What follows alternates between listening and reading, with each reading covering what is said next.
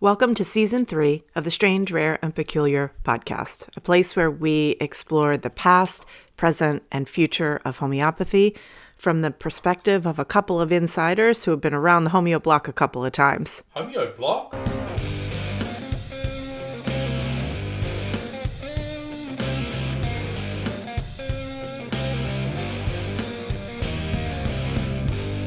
Hi everybody, how you doing? Good morning, afternoon, and evening, wherever you are. We're here. We're here, and it's today, and we're here with Peter Gold. And Peter Gold from the American Institute of Homeopathy. Executive Director? Correct. Yes. ED, Executive Director of the AIH. Brilliant to have you with us, Peter. It's been too long. Great to be here and appreciate the invitation to join you today. Yeah. So, what were you going to say, Al? No, you go. Oh, well, I was going to say he's ED and BC, like Big Cheese. I'm a cheese, all right. You're cheese, you're Big Pete. I think, well, there are a lot of things we wanted to talk about, and I thought, well, what do we do before you and I'll start talking about sports? Because you've got Philly roots. You two always start every meeting as sports, with your sports commentary. And a mom that grew up probably a few blocks from where you're living right now. Amazing. But you don't have a Philly accent at all, which is good. No, I never developed that, which is weird because they were all around me. I just never developed it. Do they say things like no? Oh no. Yeah. Eagles. And the Eagles, yeah. I'm a big Eagles fan. Yeah. That's interesting. So where did you grow up? I was born in Doylestown, Pennsylvania, not far from you. Ah. And I spent my childhood in a town called Lumberville, Pennsylvania, which is east along the Delaware River, next to New Hope, Pennsylvania. Oh, no. Yeah, so that was I spent my first 14 years there. And my parents, believing that public school was going to be the end of their three sons, sent us all, mortgaged themselves to the gills and sent us all to private schools to avoid long hair, drugs, and a crime problem, I guess. And off we went. So I've been in Connecticut since I was 14. And when you say private school, translate that to me is I was sent away to board at a school. And Denise, you know what I'm asking. Oh, yeah, because in the British school system, so public school is the fancy school. It's the opposite, It's the opposite. It's the opposite. Yeah, very much opposite. So I was sent 4 hours away to avoid long hair, drugs, and a criminal record, apparently. And did it work? How did it go? Well, because in this early 70s, when I was going off to high school, the Vietnam War, protests, assassinations, chaos, drugs, and my parents, for whatever reason, were pretty convinced that the public school would lead to all those things for their three sons, and so they went so deep in debt to get us out of public school, and it was a perfectly good public school system, by the way. But yeah, it's interesting. And you might have avoided the drugs and the draft, but did you avoid salmon-colored polos? No. And no. To make matters worse, my family originally came to Connecticut in 1647. All right. So it's been in Connecticut. We've been around in Connecticut for a while. Nice. But at any rate, so I came back here in high school and never left, and that's my story. I'm sticking to it. But you did not change your sports affiliation, which we really appreciate. I did not. No. No, I can remember listening to the Eagles as a small boy, as they lost virtually every game they played. I remember listening to the Phillies as they lost virtually every game they played. The Flyers were a laughingstock till I went off to high school. The 76ers had a few good years, Wilt Chamberlain, but it not that I remember, but I know that those days occurred. And the Eagles and the Phillies, before I was conscious, had some good runs. Well, Al thinks that the Eagles are doing well because he moved. Because the first year we moved to Philadelphia in 2018, and they won the Super Bowl, and he took full credit. As he should. And they've been Yes, there two other times and yes, should have won two other times. They did win one more time. yeah. Yeah, absolutely. They're fun. And as a fan of the great sport of rugby, I can understand his easy affiliation with American football. It's really interesting. I have to tell you that it's been pretty seamless because rugby is a continuous, non-ending contest for the ball. So the game doesn't stop unless someone Yeah. offends. And NFL is everything that's not. It is Start and it's stop, start and stop, start and it stop. and it's chess and strategic and quite uh well, it's really enticing, especially if you've got a bowl of fries in front of you. Someday when we have a bit more time, Al, I'm going to have you try to explain rugby to me because I watch it with interest, but I haven't the foggiest idea how they're scoring and why they turn the balls over the way they do, and Mm. probably the same problem a lot of American football fans have. We it looks interesting, but we don't really know what we're watching. The early days of ESPN, Yeah. Sports Network, ESPN included a lot of rugby matches because that's all they could afford to air. Oh, So, wow. back around 1980, it was sort of rugby broadcasts around the clock on ESPN. So I got to watch a lot of it. Again, didn't understand what I was watching. There was no internet, so I couldn't really figure it out. I wasn't going to go to the library and find a book about rugby, but someday we'll talk about it. I'd love to know what it's all about. Yeah. Well, when we were talking about this morning and knowing that we talk a little bit about sports, it occurred to me that this year for the Super Bowl, I made something that I think you would like to take to the Super Bowl party we went to, and that was I made vegan wings. That's my girl. Oh, Yes, hot now wings. was tofu? Were they tofu wings? No, it was tempeh. Tempeh tastes very much like chicken. Yeah, it was really, Oh, really that's awesome. Yeah, yeah. I mean, so Al is, I would say you're what, two-thirds vegan these days? Would you say two-thirds? I'd go three-quarters actually. I'd go a little further. Okay. All right. Yeah, I'm three-quarters vegan Yeah. with a weakness for chicken With a side of chicken. and pork. Yeah. I have not had anything with eyes I have not had anything that comes from something with eyes is in now 14 years, which Mm. Andre Sane wagered that I could not. I was watching him eat one day, and I was struck by, I said, "What are you eating?" Andre Sane, of course, is a renowned homeopath, and for those that don't know, and he said, "I'm a vegan," and I said, "Oh my gosh, tell me about it." And he said, "Yeah, it's blah blah blah," and he said, "I think you might find it too hard." So we made a little side wager that I couldn't go 3 months as a vegan. I took him up on it immediately. But at the end of 3 months, I took stock and I was astonished. It was hard to cut out cheese. And for about 2 weeks, I had this craving for animal protein, and then it went away. The cheese thing still lingers in the background, but I don't eat it. But after 3 months, I took stock and I could not believe how I felt physically, emotionally, my intellect, everything was just different. And so profoundly different that I said, it's worth giving up animal protein if this is what I'm going to feel like. And I've never looked back. That's fantastic. It really Yeah. is. I get it. I've wrestled every now and again with coffee. I've wrestled with uh, wheat products. What are the other six, Denise, things that I've given up? Yeah, I mean, it's I've been done, yeah, all of those. The thing that was really the hardest for me was pork.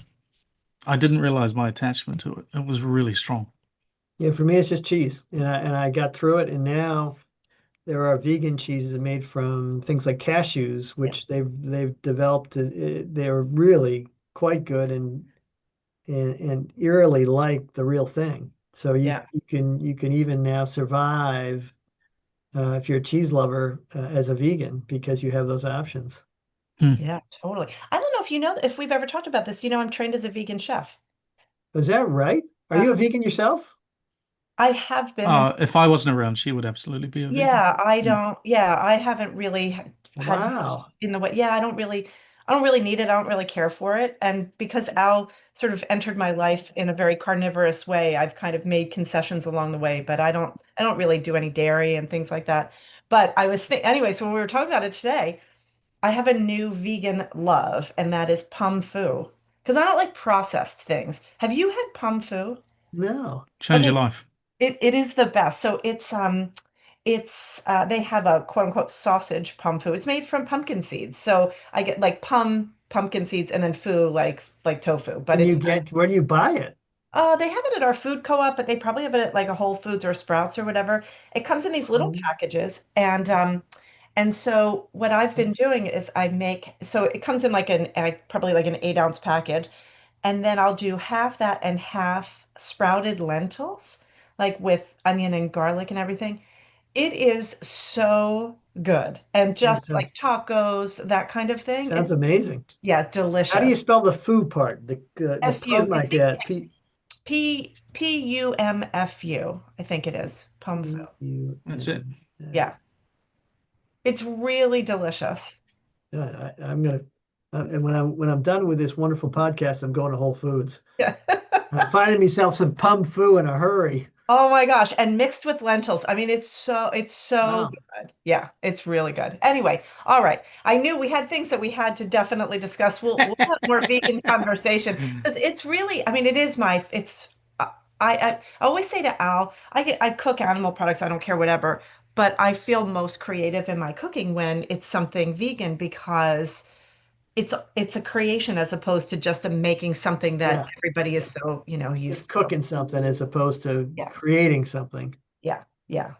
I Yeah, love now that I'm a vegan, people bring to my attention all the time, did you do it for reasons of, animal cruelty and so on and so forth? And I said no.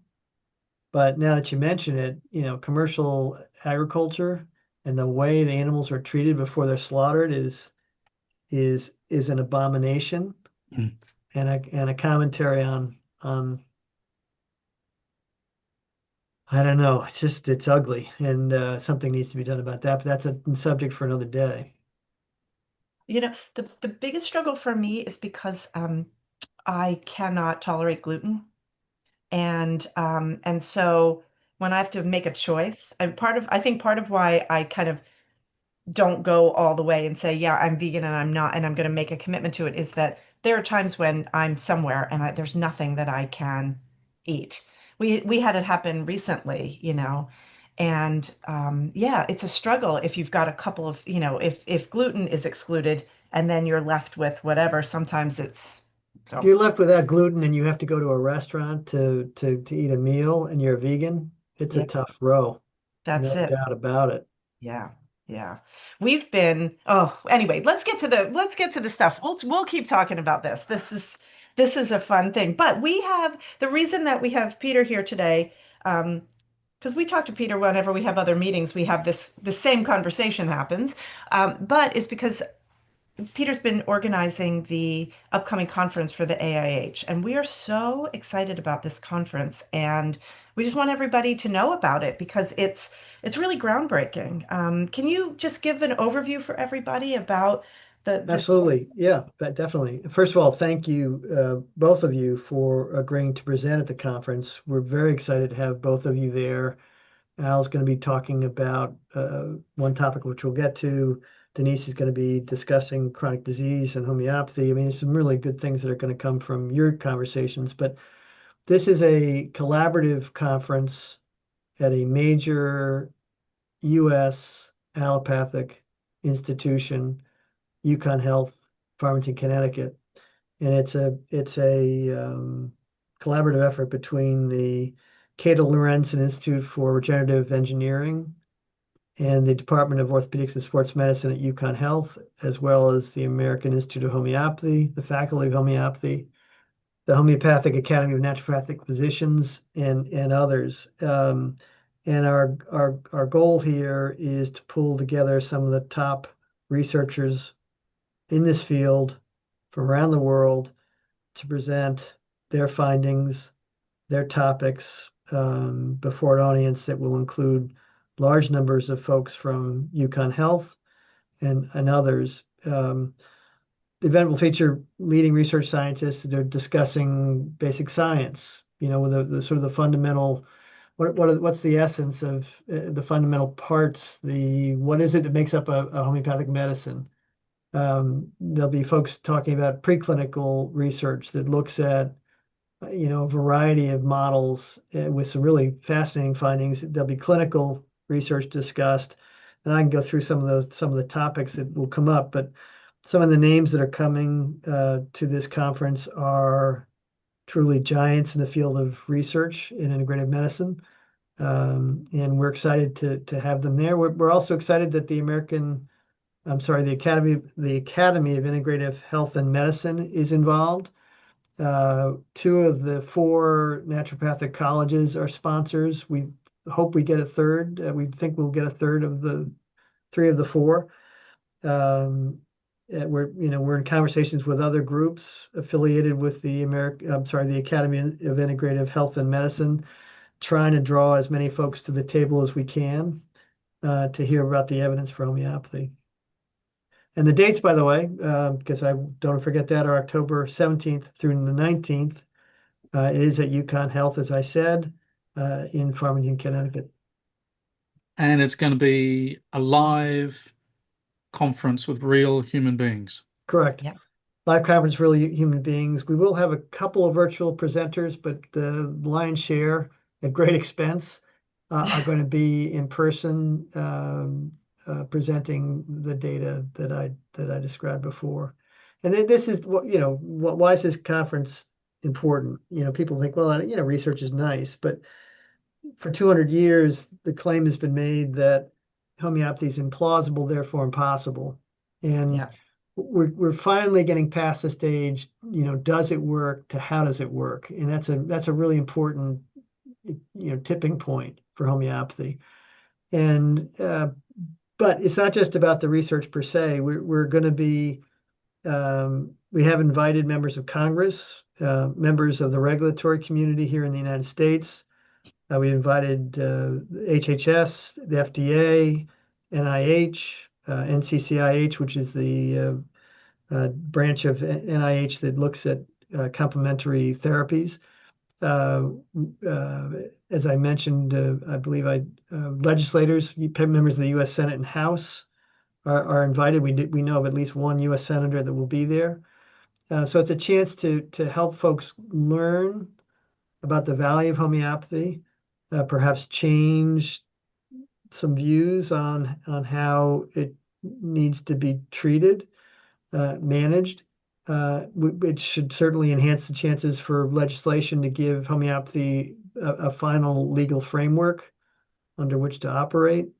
So we're excited about it. It's also, the naturopathic institutions that teach homeopathy have for some time, struggled under the weight that all of us have struggled under, which is this implausible, therefore impossible, and so on. And the fact that there is such robust evidence, and the fact that an allopathic institution in the United States that's a top 50 medical school is the host and sponsor of this.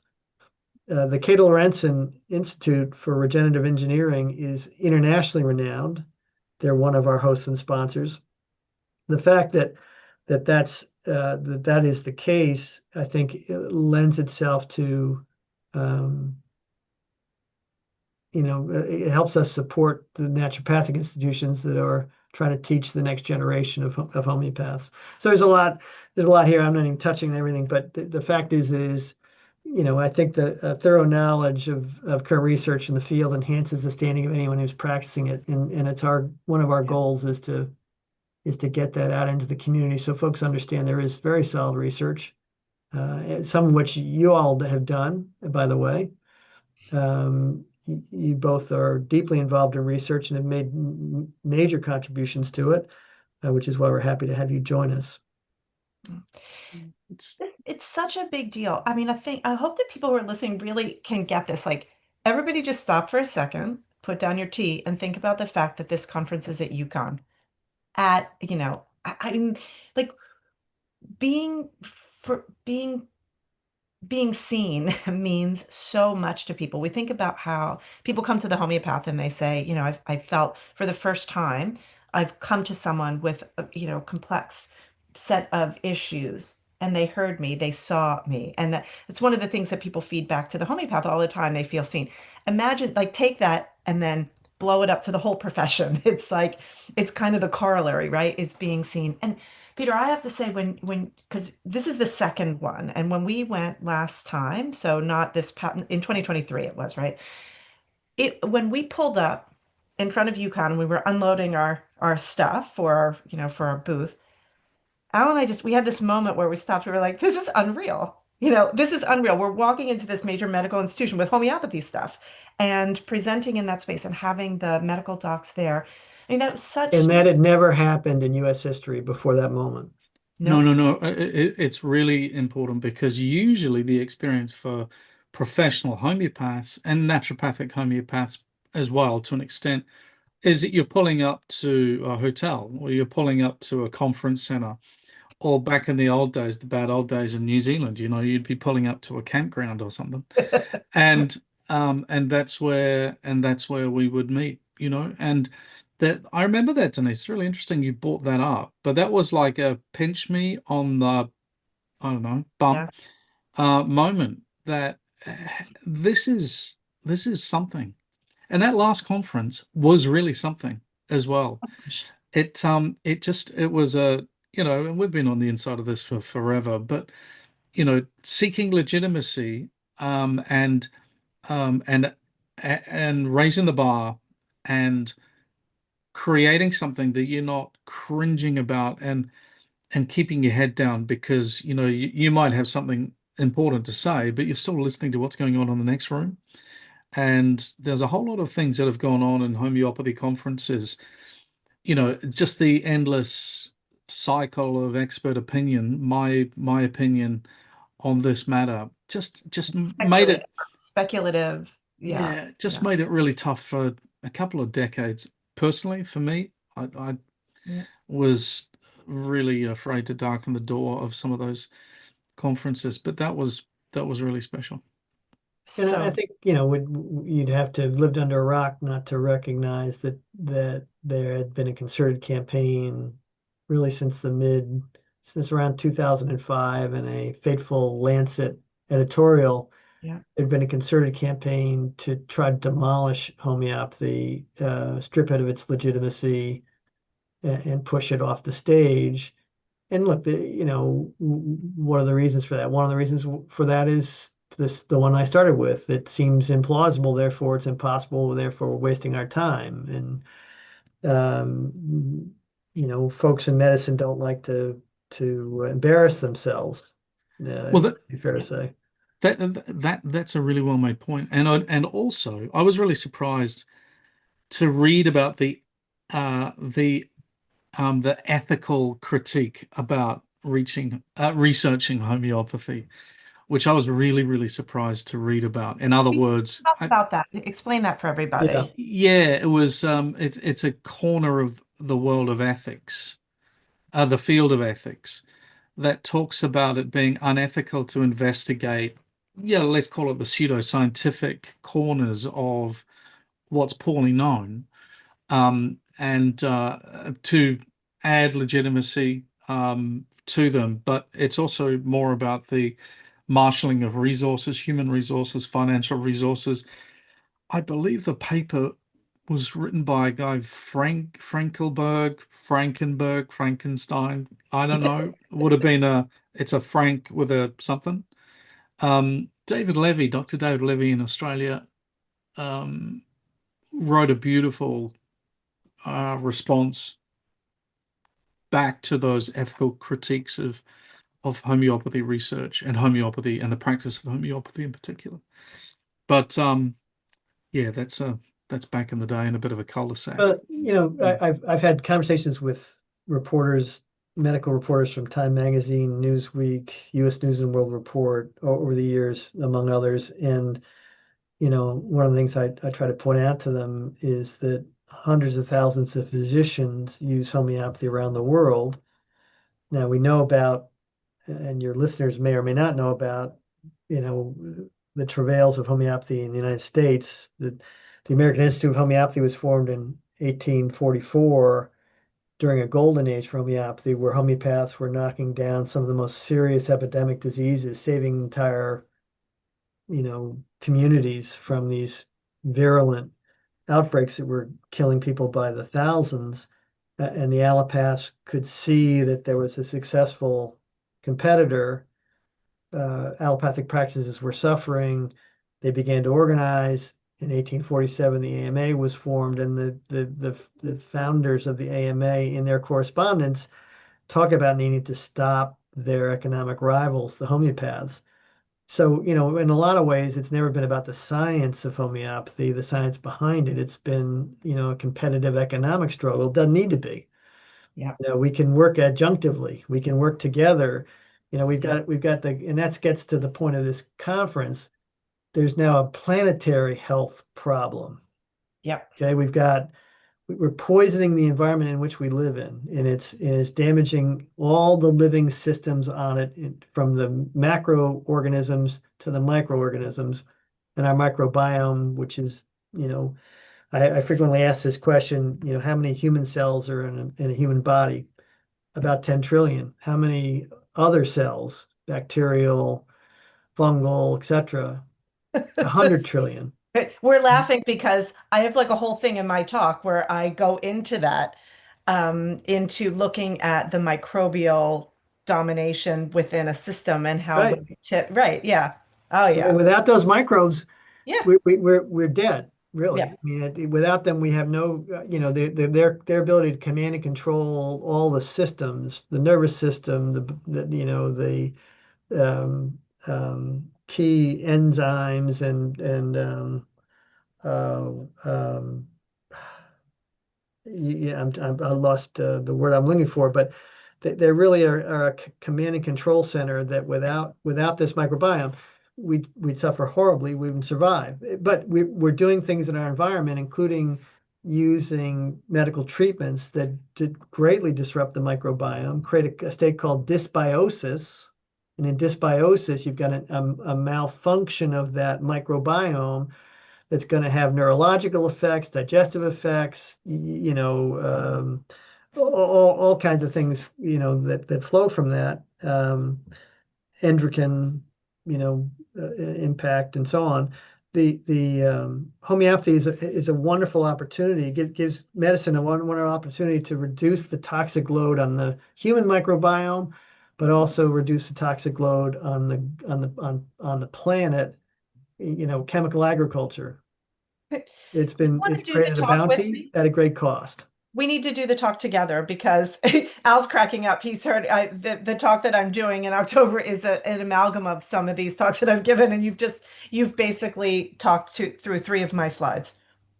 Well, This is let's and do it. that, but Yeah. I don't want people to lose. Yeah. I mean, this is called homeopathy, groundbreaking science, and global health. This is about global health as much Yeah. as it is about, solving the problems of osteoarthritis of the knee. We can. Yeah. Yeah.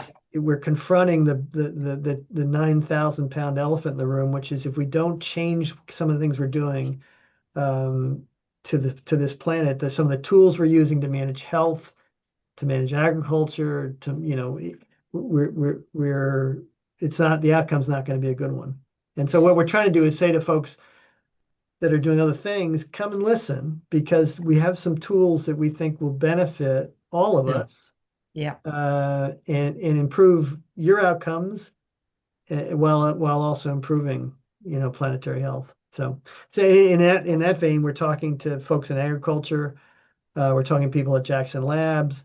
We're talking to a lot of folks that in nursing, in physical therapy. We're trying to invite holistic nurses. We're trying to invite as many people to the table as possible so they can understand the potential. They won't come away knowing how to use homeopathy, but they'll come away understanding a bit more about the potential to have that one more tool in their toolbox that Yeah. will mean one less antibiotic prescription, one less opioid prescription, one less use of glyphosate and Roundup on commercial farms, that over time could make a huge difference to this planet. That was the thing I loved so much about the last conference was it was so beautifully curated. Um, the One Health idea and how this integration of animal health, plant health, water health. I think it was the water experiments that got a lot of us. We were sitting up in our chairs like, wait a second, this is amazing. I mean, and that's it really, I love the way that you've put together sort of the reprise of the first conference to be even a little bit broader, because I think it so hit home the last time, but now I don't know, it feels to me in looking at the variety of presenters that people who are new to homeopathy, there's a way to spark to get someone inspired at each level. Um, and I guess the other part that I was thinking about is how we need to do this in America. Um, so much of what has been happening in the research world has been, the Brazilians are on top of it, the Europeans, right? But at the end of the day, we have to make systemic change at home. And so having a conference here is key. When before AHE was AHE, we were part of a British school that had an onshore presence here from 2010.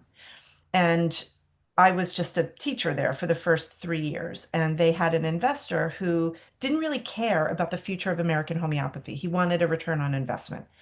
And within 3 years, it became apparent that it wasn't going to work. Like, unless you sort of match the values of the place where you are, you're not going to get traction. There's something about the integrity of everything that we do that needs to work together. And so by 2015, he pulled out and they just like handed it to me. And that's when Al and I had a chance to sort of rebuild this. But one of the things that we talked about was, you know, homeopathy was meant to be the new medicine for the new world, right? When it's the first school, the Allentown Academy, and then the first real college and hospital. This was the place. And this sort of freedom of expression that we have, and I mean, this sounds a little funny to say in today's climate, but there's sort of institutional fungibility that gives us a little bit more of an in than in some other parts of the world. And we have this opportunity if we kind of all join together, and this conference is really doing that. It's not piecemeal, like you go places and there's just an organization presenting it that's sort of an independent organization. This is the AIH. I mean, this is the AIH, like here, bringing in people from around the world, but also people from America, right? Like there's something about that is meaningful, I think, to us, in that we've invested in trying to make the change here, to build the infrastructure here in the United States, to have the jobs for people here, the research for people to participate in research here, and so on and so forth. And the last thing I want to say is just that in doing that, so one of the things that's been really, I think, helpful knowing that the AIH is on board in this multifaceted way and in a very inclusive way, right? So I think people who are listening should know this, you don't have to be a medical homeopath in order to come to this conference. So I hope like our students and alumni and people who are listening who are really interested in homeopathy who might not be doctors, there's definitely something. I mean, there's a place for you. Probably half the attendees will be consumers who are fighting uh, to protect access to homeopathy in the United States, who are engaged with their members of Congress on an ongoing basis, who are hungry for information about the value of this system. And that we take we've been intentional about creating an agenda that would give some of the tools to do the work they're doing. As I mentioned, we're going to have at least one member of the Senate in attendance, but I do believe we'll have other members of the Senate and House there. We're hopeful that we'll have some folks from the regulatory agencies there, Amazing. so that we can have that impact. But not just, to your point, not just the practitioner community, but Yeah. others. It's a broad-based group that comes to hear this information. One of the things, John, on the on sort of the planetary health front, Wayne Jonas Mm. who was the first director of the National Center for Complementary and Alternative Medicine at NIH. He's going to be presenting on epidemic preparedness. One of the things he's concerned about, going back to agriculture, is that, during the bird flu panic that occurred this fall, where commercial farms, industrial farms were killing off, literally millions of birds to stop the spread of this thing. As Wayne said, there's a reasonable chance that that was unnecessary, an unnecessary step. If we'd use some of these nanotechnologies, which in a sense homeopathy is, to address these crises as they occur, you can do some things that would avoid the carnage that took place, and with it all the inflation and dislocation and shortages that came with it. So, we're going to be, having a discussion that is broad ranging, as I said, focused on planetary, not just human health, and should help homeopathy in so many ways here in this country, also around the world. There aren't many places around the world, there aren't many allopathic institutions around the world that welcome this kind of an exchange. And obviously we're grateful to UConn Health that they are not only serving as the host, but they invited us to come back. Two of their major departments are involved in the hosting and planning of this event. Tell us about some of the other folks. Wayne Jonas is as you said before, a giant in our field. Yep. So we start out with Gary Smythe, who's the media past president of the Faculty of Homeopathy. He'll give a wonderful overview of homeopathy and global health and why it matters. We then have Rachel Roberts from the Homeopathy Research Institute, who will give an overview of the latest findings on homeopathy research. Rachel's well known as, I believe, the executive director of the Homeopathy Research Institute. We follow her with Michael Frass, who's a professor of medicine and specialist in internal medicine at the University of Vienna. He's going to talk about homeopathy treatment as an add-on therapy that will improve the quality of life and prolong survival in patients with non-small cell lung cancer. A very interesting study, really groundbreaking and has caused some consternation among the skeptics because the data is so good. They tried, in fact, some of the skeptics tried to have the paper retracted when it was published, I believe in the journal Oncology, and the journal reviewed the data, did a very deep dive on it and concluded this is tight, this is appropriate, we're not retracting. That'll be followed by Michelle Dossett, who's going to be talking about the economic benefits as well as the therapeutic outcome benefits of homeopathy compared to ordinary care. I love her. Yeah, she's great. She's Then Stefan Baumgartner, who you both know, will talk about the title of his talk is Whole Systems Bioassays and Homeopathic Basic Research. He's done an immense amount of work with cell cultures and plants, among other things, to determine whether these ultra dilute medicines have a measurable effect that can be replicated. And he will be talking about that because it's quite interesting. And the answer is yes, it can be replicated, and he sees it over and over again. Followed by Raj Manchanda, who will be talking about the WHO's framework for traditional medicine and how homeopathy fits into that. And then we end the day with the great Alastair Gray, who's going to be talking about targeting the current gaps in homeopathic research.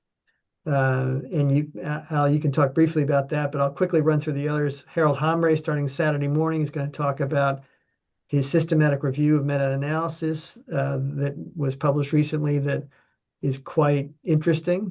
Esther van der Werf from the Homeopathy Research Institute will then talk about addressing antimicrobial resistance and the role homeopathy can play. Obviously, antimicrobial resistance is a growing problem. These superbugs are killing at an alarming rate, and the rate they're killing now is nothing to what they'll be doing to the human race by 2050. It'll make COVID look like a picnic if we don't get ahead of it.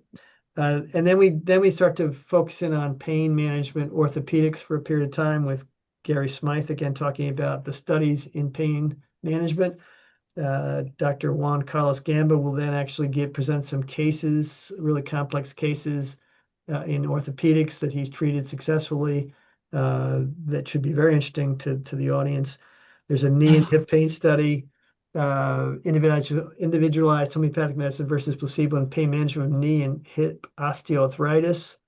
The lead researcher, a fellow named Dr. Shakma from India, will be there to present his data. Then we get into two parts, a review of the basic research on homeopathy with Alex Tournier, Stephen Cartwright, and Papia Nandi she's from India. The other two chaps are from Europe, talking about their work in this field and what's emerging is a clear understanding of what makes up homeopathic medicine. Followed by Jaish Belair and Michael van Wassenhoven, who will talk about their work looking at homeopathic medicine as an early form of nanomedicine, and they'll explain what that means when they meet.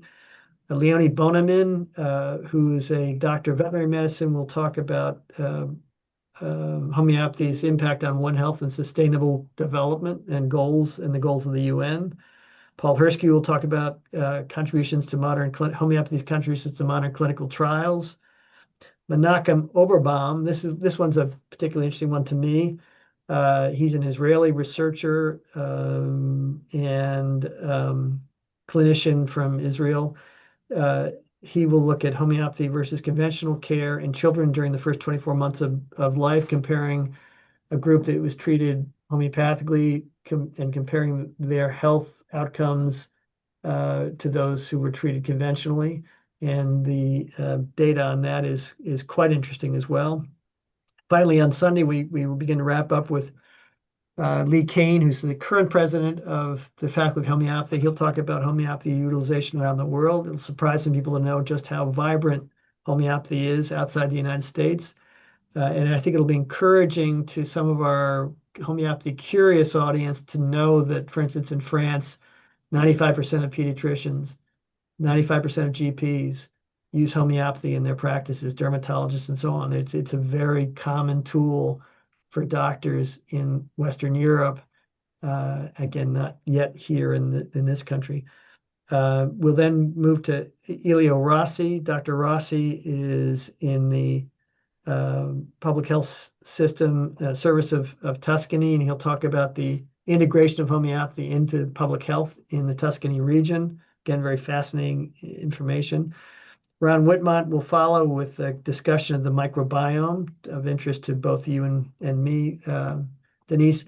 He's done quite a bit of research and work in that field.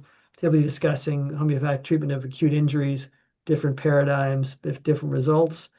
Then we have Denise come to us and talk about autoimmunity and homeopathy.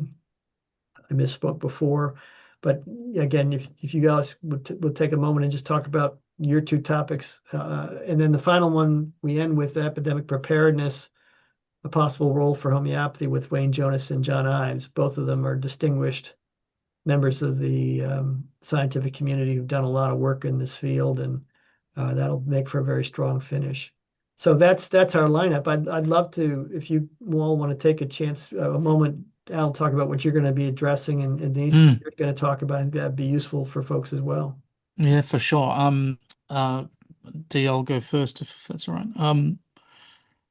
The thing that Peter just said around identifying gaps in our research world is really, really critical, I think, because there has been a narrative in research in homeopathy for many years, and I think it's evidenced in that publication that came out. Do you know about that conference that was held, and then a series of Delphi meetings that were held with Claudia Witt and Harold Wallach and Baumgartner and others, and they met at the University of Minnesota in about I'm gonna make it up now, but 2006 or 7, there was a publication. I got it somewhere over here, but just a little thin publication. Which caught my eye once. It was the state of homeopathic research,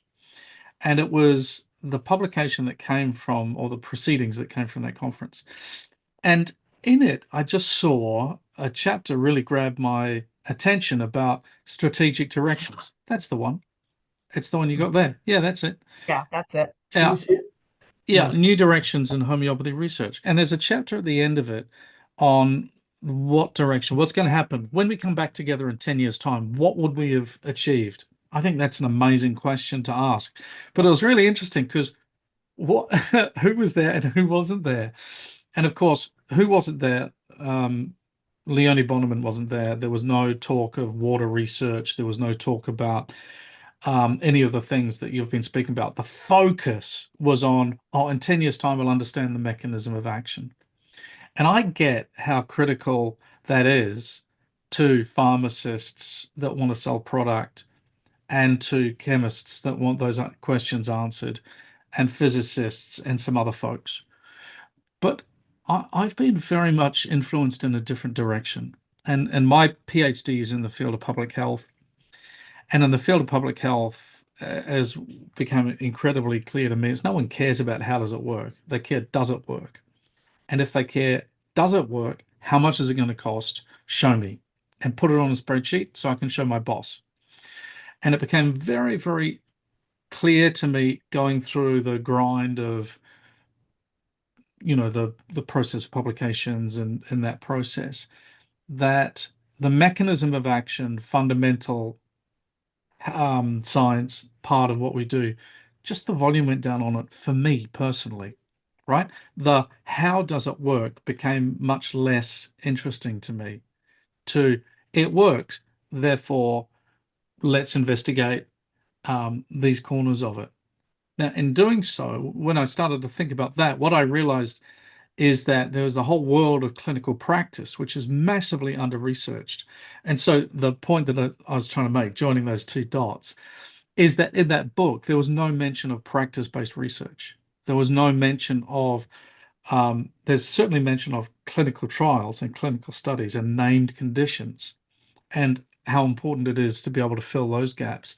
But nothing about what is it like to be a homeopathic doctor? What does it actually involve to be a professional homeopath? What is the life of the naturopathic homeopath like? And there's nothing, absolutely zero on any of those kinds of questions about what we do. Who are we? What do we do? What impact do we have? How much money do we save? How much money do we spend? How much money do we add? All of those kinds of questions. And the other thing in that publication was there was a little bit of emphasis on veterinary homeopathy, a bit of emphasis on dental homeopathy, but nothing about, the One Health concept that we were talking about. There were some really critical gaps that became clear to me just by reading that excellent chapter and thinking, okay, well, 10 years has gone, what's happened? And of course, nothing. All of the energy that filled that balloon just gradually, seeped away as the decade wore on. I would vastly hope that the energy that we created a conference like this will come to some concrete strategic findings about what we need to do, and then there's some accountability about who's doing what, and making sure that as a community we support those laboratories and individual researchers that are doing those projects and bringing them forward. Anyway, so that's kind of a long-winded introduction to what I'm talking about, and of course, therefore, the focus of our work at the PGRN at HOHM Foundation is all about understanding clinical practice. Who are we?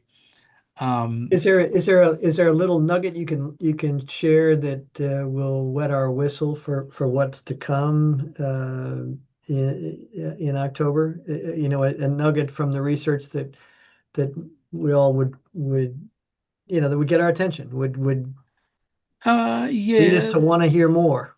Well, I think one of the corners of that area that I've just described to you is the way in which homeopaths have been early adopters of using technologies in their clinical practice. And of course, these days you can't breathe without there being an artificial intelligence, you know, conversation going on about a job being taken away or doing something that you do better. And the conversation about artificial intelligence and its use in homeopathy by practitioners is fairly advanced, but by consumers, not so much. And so I will probably be presenting the first or the second study that we've conducted and published on the use of artificial intelligence in homeopathy.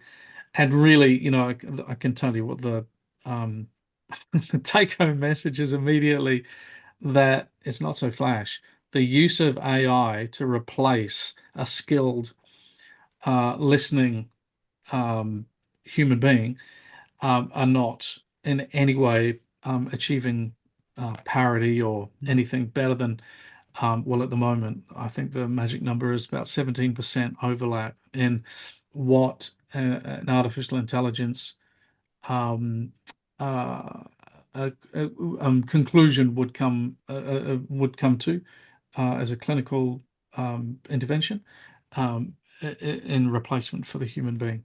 I think What's interesting about AI is that it may be a better tool for the well-trained homeopath to accumulate. Yeah, so the well-trained homeopath sits with a patient and takes a good case, takes their time and captures all the information that can be captured, identifies sort of the hierarchy of symptoms and the genius of the case, and then turns it over to AI. So after the investigatory stage, which is the crucial human stage, you let AI wrestle with the repertories and the materia medica. that Again, you would still want to probably when you're all done, and AI is giving you a couple of options, go back to the basic to the original source materials to really to assure yourself that the recommendation that AI is making is a good one. that could well be the a recommendation that our research office would come to. But at the moment, we can tell you what is not working, and Yeah, that yeah, when people that are suffering are entering their own symptoms yeah, into a large language model or to a right, commercial homeopathic product, the Purpose. Yeah. the overlap of right. findings is really poor. Um, and Yeah, I mean, in fairness, consumers don't know how to capture the information that's necessary to get the outcome, to find a medicine that's going to be helpful. Yeah, You no, know, that's exactly it. Yeah. there's one other thing that before Denise, I feel badly, but the other collaborator in this is the International Research Group the International Research Group on very low dose and high dilution effects. They're known as GIRI, GIRI. They were our partners in 2023. They are still collaborating with us in 2025, and I want to acknowledge them as well. Yeah. Indeed, well, yeah, that's going to be the focus of my talk, unless something else gets in the way. But There are a couple things. I just want to comment on something that Peter said that I think is really important because I like the way that you framed sort of the human part with the AI and then what a well-trained machine can help you with. The interesting thing, and one of the things that we've been really working on educating people around is that there's such emphasis on finding the remedy, especially the first remedy, as if that answers or solves the problem. But when in reality, it's the long-term mm, case management follow-up really there it's a multi-dimensional decision-making process. It's definitely three-dimensional chess in why decisions are being made and how something is being plotted out. And I see this a lot working with people who have complex autoimmune conditions where they might say, oh, I just took a little blah blah blah for my blah blah blah, and the whole case goes off the rails. And people don't realize that there's this way in which the process of true and deep healing is so multifactorial, and all of the ways in which a homeopathic remedy, that resonance hits at different levels at different times, and different remedies bring a different energetic message, And so there's so much more to it. And so when we start to work with these tools, like an AI tool, to solve the really targeted problem, it can help us so much. And then training the people to be able to really think through, because we recorded a podcast, I think it was 2 podcasts ago, with Rachel Doherty, who works in our research office, about AI and homeopathy, and this project that we did that Al was just talking about. And I've been thinking so much about this, and like the way in which AI, it's sort of the difference between like information and knowledge, or data and wisdom. And there's so much that comes to thinking about homeopathy that is, yeah, it's multifactorial. Anyway, I love that. And because I'm of all the people in our organization, I'm the tech geek. And so I kind of love this stuff. Yeah. You Um, make a great point about how, you can use AI to maybe crack the case, take that initial case and get some guidance from AI and maybe find a clue or a suggestion that you might not have thought of. And then you go to the original sources and you research those options and pick one. yep. There's the subsequent phases of cure that, that first remedy is rarely going to be a remedy that gets you to the end point. Yeah. Exactly. And how do you use AI at each stage? Yep. Again, it's not for the poorly trained. It's not a tool for the poorly trained, because you will not get good outcomes. And as Al said, less than 20% of the time are even close to your target. Right. I mean, the results. So we had, and that podcast, I mean, I knew we had to record it after we were in a research meeting, and it was the first time I'd heard the preliminary findings from this study, and I was blown away because the study design is really beautiful, because it first looks at built for purpose models. So like these, homeopaths creating these models to basically do the job for you. So ostensibly created by an expert, as opposed to a large language model that only knows as much as the data that it can cull from the larger ecosystem. And even the bespoke systems created by people who ostensibly had knowledge underperformed in a terrifying way. The large language models, and this is what I've been learning because I've been working on testing AI against primary source research that I've done, right? And seeing how it can, work with it. And I'm using it to pull to pull references and things, which is like incredibly efficient, or take a transcript and put it in order. It's like, oh my gosh, this is amazing. And then you ask it a question and it gives you this, gives you an answer. And then you look at the source material and you're like, oh my gosh, I would never consider this as a reliable source, like pulling from weird blogs, and things, because Mm. it's just Or grabbing. making, and I've had, a large language model AI. I've had him try to write a paper on a topic. And to your point, the paper seems pretty tight, pretty well written. When I went to the citations, there were probably 20 citations. 12 of them were made up. They weren't even real. Yep. Yeah. Yeah. This is the thing. I mean, It's not oh, good. One of the obvious other challenges that we found was that by asking a different large language model the same question, 10 minutes later it gives you a different answer. Asking the same large language model the same question, 12 hours later gives you a different answer. And getting your mate in a different country to ask their large language model the same question gives you a different answer. We also know, not to, to frighten everybody on the homeopathic front, but we also know that some of these complicated and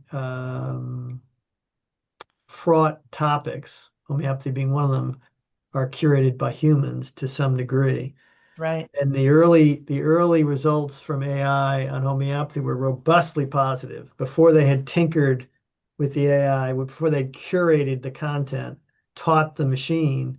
AI was kicking out stuff saying homeopathy is amazing, Yep. very helpful, good research on effectiveness, so on and so forth. But over time, and this is where I believe, there are economic forces that kind of work to make sure that traditional medicines, whatever they might be, don't get much headway, probably began to curate these systems in a way that began to produce different AI results. But to Al's point, I can go in at 2 o'clock in the afternoon, ask a question, go back at 3:15 and get a completely different answer. from the same Mm. platform, from the same AI tool. It's just it's pretty remarkable. So caution is the byword on this one, I think. I For think sure. so. Mm. Anyway, what are you talking Oh, about? so I am talking about my research in homeopathy, autoimmunity, and Hahnemann's chronic diseases. So the way in which in in 1828, Hahnemann had already cracked the code on autoimmunity. So, this recognition of how homeopathy works and how sort of these complex diseases of the 21st century really are what Hahnemann would have referred to as developed sora. And so, when we remove kind of the linearity from the problem, we can really start to see contemporary issues through this lens that Hahnemann already laid out for us. And it's my talk is very likely will build off of the research I've been doing in PANS and PANDAS. And so looking at pediatric autoimmune neuropsychiatric issues and how these are directly correlated to a breakdown of the microbiome and how antibiotic use over time that was meant to solve an immediate problem has now created a problem. A term I learned from Bill Shevin, our dear friend Bill Shevin, who's the president of the HPUS. We were in a meeting once and he was talking about a wicked problem. And a wicked problem is a problem that cannot be solved by the paradigm that created it. And it makes sense when you start talking about, which is essentially long-term iatrogenic disease or disease that's caused by, some aspect of medical intervention. And so looking at, if we look at some of these diseases for which we have used these, what are meant to be short-term acute interventions, we've created a long-term problem that exactly replicates what they were trying to avoid in the first place, but it skips the vector because it's coming from inside, because it's a dynamic disease at that point. And that is something that in homeopathy we can fully embrace. It makes total sense.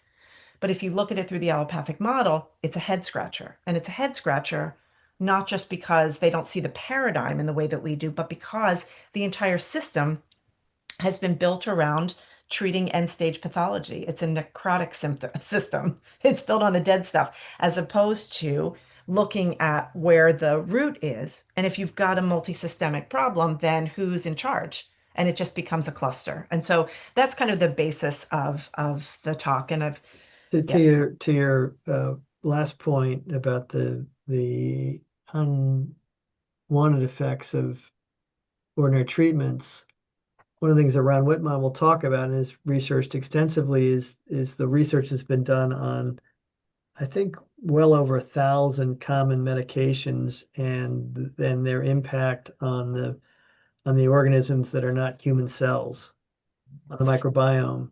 And they've yet to find a class of drugs, not a single class of ordinary drugs that doesn't disrupt the biome in the human body, creating this dysbiosis, which then leads to malfunction, system malfunction that leads to chronic disease and all the other things that you're speaking to. It's a and this isn't to vilify ordinary medicine in the drug industry per se, but it's just to say we need to be more mindful that these interventions all have consequences. that's And in just the in the and then in this case, as you said, these acute interventions are having long-term consequences that are, you know, a real problem. they really are. So this isn't like we have a moment. So I love this because it's a nice conclusion here because you were talking about how when homeopathy, when the AIH was founded in 1844, homeopathy was just like at the, was right there. And we had this opportunity. And part of what we were able to demonstrate was how we could solve acute problems in ways that pre-reductionistic biomedical interventions like antibiotics, it couldn't be done. Now it's the corollary, isn't it? Because now, okay, then they found a way to do what we were already doing, but it's created this wicked problem. And now we can show that in these confounding autoimmune problems, we have a pathway toward, relief, if not, Untangling the wires that have been so badly crossed. correct. it's funny. We talk about the beginnings of homeopathy, and I want to end on a quick story that the listeners might find interesting. In the late 1840s, there was a terrible cholera epidemic in Cincinnati, and devastating. Many thousands of lives lost. Two homeopaths, one was named Pulte, the other I think was named Earlman, um, produced results that were so extraordinary that the allopaths petitioned for an official investigation to uncover fraud.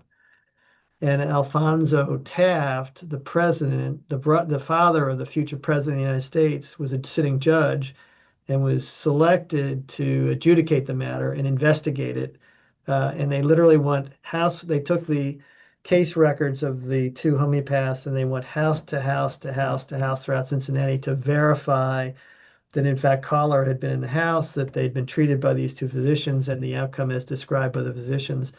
And Alfonso Taft issued a findings at the end that everything the homeopaths had represented was true, that their success against this deadly outbreak had been quite extraordinary, and it led to changes in Ohio in terms of how homeopathy was treated. And I believe they probably, if I remember correctly, it led to the formation of a homeopathic hospital in Cincinnati and so on and so forth. But it's really amazing when anybody, whether it's the data we're going to present it in October, or whether you go back in time and look at past investigations, and this is just one of many investigations that were called for by ordinary medical physicians because they couldn't believe that homeopaths were getting this kind of a result. So they wanted to expose the fraud. Every time that's happened, the research has produced the same outcome, which is that this is exactly what they said they had done. This system appears to work beautifully. And, we come full circle on UConn Health, and we continue that with ever stronger evidence that there's something to it, Yep. that's not just plain water, and that it's wonderfully helpful, if nothing else, at least adjunctively, and in some cases exclusively in the treatment of all of these various problems we've talked about. So One quick thing for those that are interested, we do have a consumer discount available to folks who are interested in homeopathy but are not practicing. And there's a discount code for that, which I'll pull up here very quickly. And the web address for the conference is, you can find it. I should say, let's do it the easy way, homeopathy.org. The website homeopathy.org is the American Institute of Homeopathy's website. A pop-up will appear on your page when you open it, and that will take you to the conference webpage and to registration. But if you're a consumer and would like to attend, you can do so for $70, which is a very steep discount, using the discount code VIP 2025 CONF. So CONF for conference, short for conference. VIP 2025 CONF. We also have a student discount for folks like your wonderful students. And by the way, it's worth pointing out that AHE is the official education institution for the American Institute of Homeopathy, and has a special program for medical professionals that we embrace enthusiastically, and encourage people to participate in and be part of. But for students, any students in your system can come at a steep discount using the discount code student 2025 VIP.